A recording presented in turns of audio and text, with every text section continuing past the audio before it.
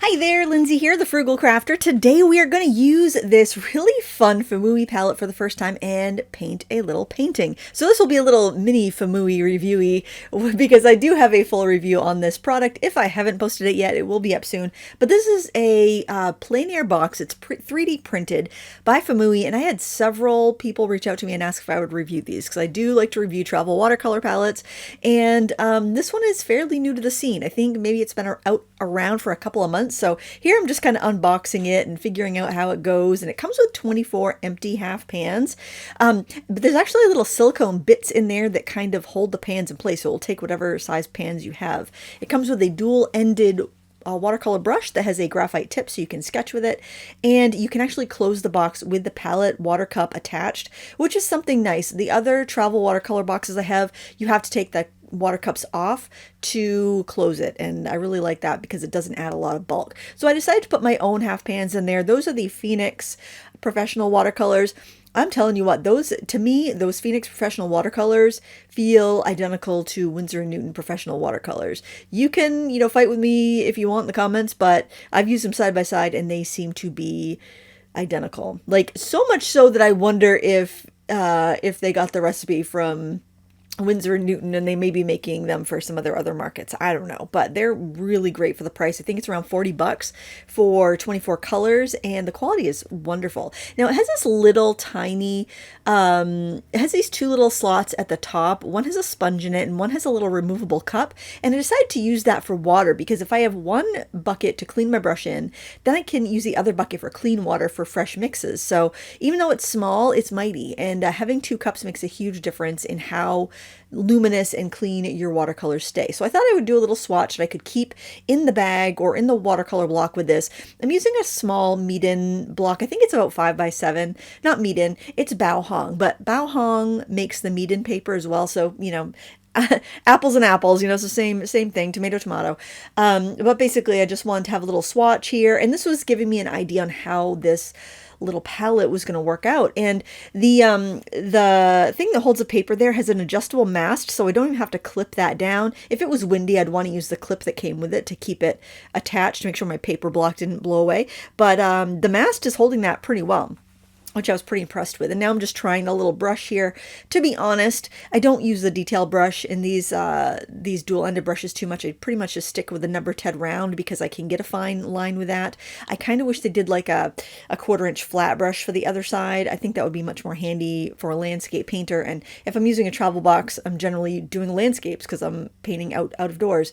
Generally at home, I tend to favor still life as my subject of choice, but I love to go plain air painting and paint landscapes. So I decided I would take it easy on myself and just pull a cube, picture from the Color Cube, which is a wonderful set of color palettes that come with reference photos, and all the reference photos are commercial use. You can use them without credit, which is really handy if you're thinking about sketching and then maybe doing some of that work to sell.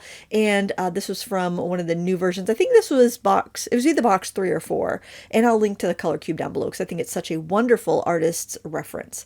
So here I'm just basically seeing what it would be like to paint with this out in the field. Now there is an Allen wrench that comes with a set that allows you to adjust the torque on the hinges, because when you first get them, it's going to be loose. You'll want to tighten it to your desired tightness. If you always work flat, you might not want to have them tightened at all. If you have kind of weak hand strength, you might not want them tightened at all. So it gives you that versatility. And also if it comes loose over use, you can tighten them back up. That was something that didn't come with one of their wooden boxes once, and I made the suggestion that including that would be a huge help and make their box much more useful. So yeah, I'm just giving this a try with the included brushes, using the water cups, and I am really enjoying the process here. The fact that it does not flop down when I'm like using the pressure of the brush is really great. It's holding its own weight too. It's not like tipping. I had a watercolor box once where if I put a block of paper on the surface rather than just a sheet, it would tip over unless I had it on a tripod. This does not have a tripod hole, so the fact that it will support its own weight is really important to me. There are 2 mixing areas, and it was definitely ample. Now, if you're left-handed, you can get a left-handed version of this box on the Famui website. I did not see a left-handed version on Amazon, and when I looked on the Amazon, this listing on Amazon, it only had a 1 review, and it was a 1-star review. They said the cup came broken. So, maybe it's better to just order it directly from Famui.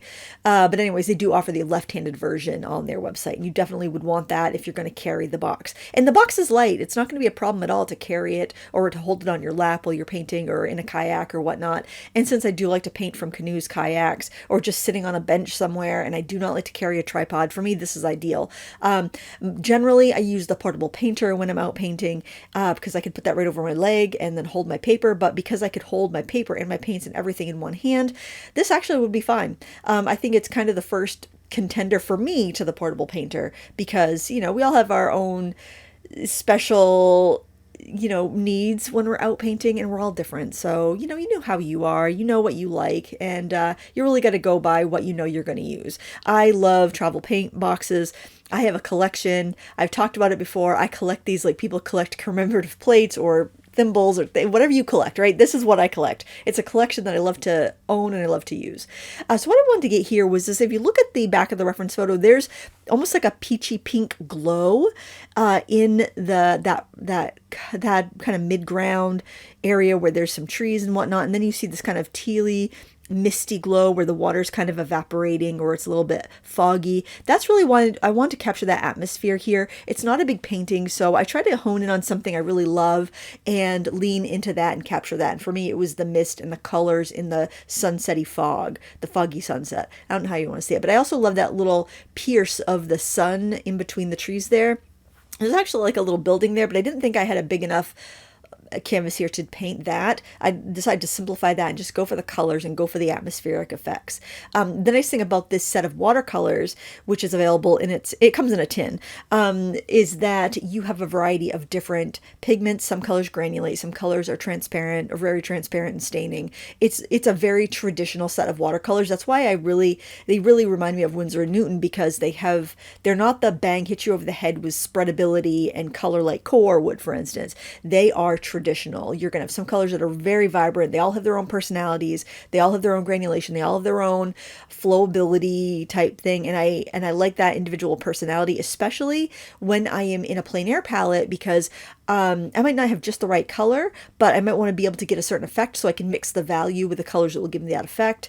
And that's why I just wanted to throw those pans in here. Now, those pans are also smaller like the Winsor & Newton ones are, and they still fit in this because this box has the grippy silicone on the edges. Now you can see I'm going real crazy with the color here. The colors on my painting are much brighter than what we see in the reference photo. And the reason for this is that I can always mute it. I can always tone it down, but I can't boost it up. Once you are painting in watercolor, because it's a transparent medium, you can always go duller, you can always mute it down, but you can't always get that chroma back. So I always go higher on the chroma to start, and then if I need to mute it, I can do that with glazes going forward. I can also brighten up with glazes too, but if you're starting off with a really desaturated color, you're really not going to be able to brighten it up too much with a transparent media. So I go bright and then dull it down. That's just my order of operations, and I think it's a pretty good one with watercolor. Now, I'm not a traditional watercolorist. I used to be a traditional watercolorist. I used to eschew any opaque colors in my palette. I used to never use, gel pens. I never used a gel pen or colored pencils or anything with my work. I kept it pure. But I have really, evolved, devolved, whatever you want to say. I have really embraced mixed media, and I love mixing stuff. And if I do need to go in with a pen, I'll go in with a pen. I don't think I did here, but no, I don't think I did. I kept it transparent watercolor because basically I was trying to keep it to the effects I would use in a field. And if I can just grab one box and one little block of paper and go, that for me is great, especially this time of year when I'm filming this, it is March 9th. We're having this crazy warm day. It's 60 degrees right now. It's unreal. I could just grab that box and go. I wouldn't have to bring my travel bag, nothing. Just take that and I could go. And this is what I could do with that. I would just need a water bottle. And when you're kind of in those in-between seasons where you're not necessarily keeping your watercolor gear in your car, you're not, making plans to go paint, but you get a nice day and you have an hour, you can just grab that set and go, this is the set for that. I can even put the my little 5x7 block of paper in the little carry bag that this kit came with. So As far as travel palettes go these days, maybe it's a little pricier. I don't know. I still think I think it's going for around $60. I do have a coupon code at the Famui website for 20% off. I believe it's Lindsay 20, but I'll put it in the video description so you can just find it easily. And of course, compare it with Amazon's pricing. But yeah, I think that's a really fair price.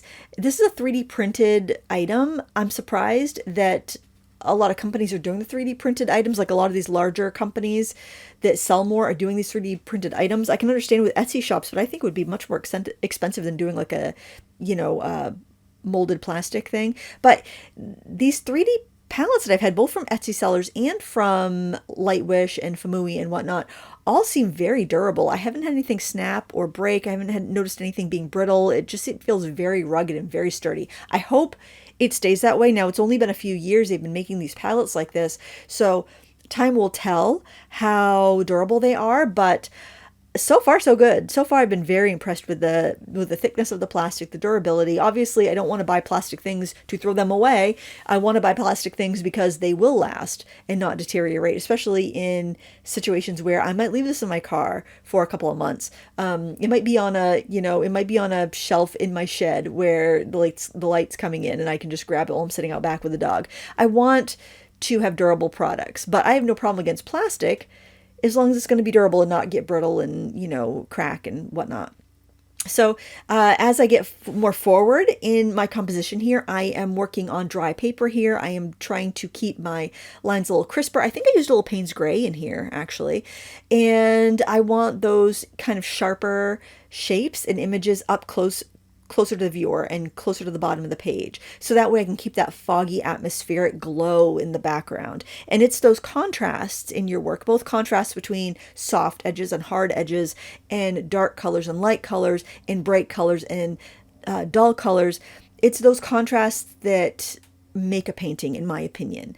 As the painting dries, I'm going in adding some other things. Like there's a really far away mass of land in the distance, so I decided to put that in because I thought there wasn't much going on the right hand side of the painting, and that would help balance it out a little bit, and also give us a little bit of a backdrop against that really foggy mid area there. And yeah, it just kind of like helps guide the eye through too, gives you another shape to contrast the shapes coming in from the left hand side of the painting.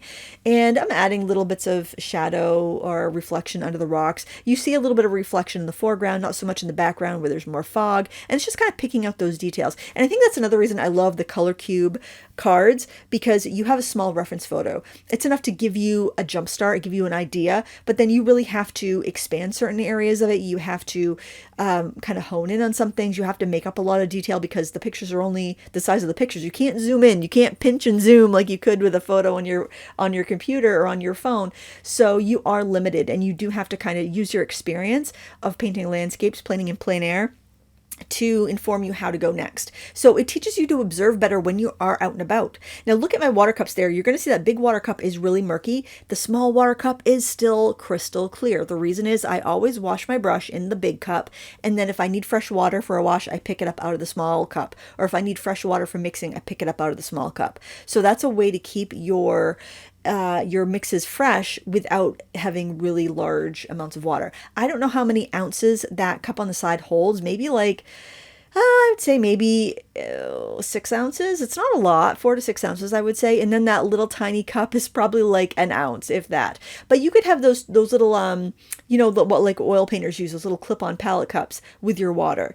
Something like that. And as long as you always wash your brush in the dirty water, you will be able to keep clean washes because you're going to have that small bit of clean water to go to for your fresh mixes. So just kind of keep that in mind when you're watercolor painting. It's better to have 2 small cups than to have 1 big jar, in my opinion, when you're watercolor painting. So keep that in mind if you find that your work is dull or muddy, especially if you're doing a lot of plein air painting and you're like, I just can't get enough water. you just need 2 small cups, and you can probably salvage something out of your recycling bin for that if you don't want to go buy a travel palette. But I have to say, I'm really impressed with this. Now I will have a full review, or maybe I already do, up on my channel for you to check out if you want to see it kind of in action and be talking about it in real time and whatnot. The thing that I really, there's many things I really like about this, but the fact that the water cup is very securely attached. You can close the box with the cup attached without damaging it, and the pans don't fall out. The paint could fall out if they're not stuck in your pans well, but the pans themselves will grip right into those channels because they have the silicone. And you could use full pans too if you prefer. I just like this set of 24, and I'm like, I'm just gonna go with it because I really just wanted to get painting with it. And now I'm putting some final crisp details here with the fine tip end of this brush because I did want to use it. Oh, one thing I'll say, the because of the graphite on the end, it can kind of get on your hands if you don't uncap both ends of the brush. So that's kind of a drag, honestly, because I had graphite all over my hands, because I like to keep the opposite cap on when I'm painting because it's such a short-handled brush. That might not be a big deal for you, but if you have arthritis or you have anything where, you know, you need that longer brush, that might be a game changer for you. You might want to see if you can find a cap or something to pop over that graphite on the end while you're using it so you don't smear it all over your hands.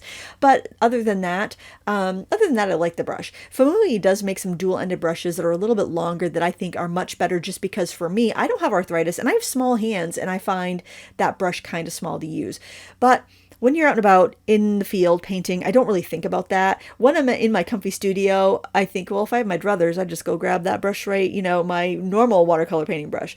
But, you know, you do have to kind of give some stuff up, give some comforts up when you're out and about painting. So, but I thought I'd mention that because I'm sure some people are buying this because it's going to be a good solution for them to paint in bed or from a wheelchair, and having that, you know, that functionality. You might just want to have a regular brush with you. And I just wanted to mention that. So if you're buying it because you love that brush, I just, you know, want you to know what the brush is like. And there, just a little sponge shows you where you can dab your thing. You don't have to have a rag with you. It's really neat. Anyway, I want to thank you so much for watching. I hope you enjoyed this little demo, and I hope you give it a try. Everything I used will be linked in the video description. Thank you so much for watching. Until next time, happy crafting. Bye.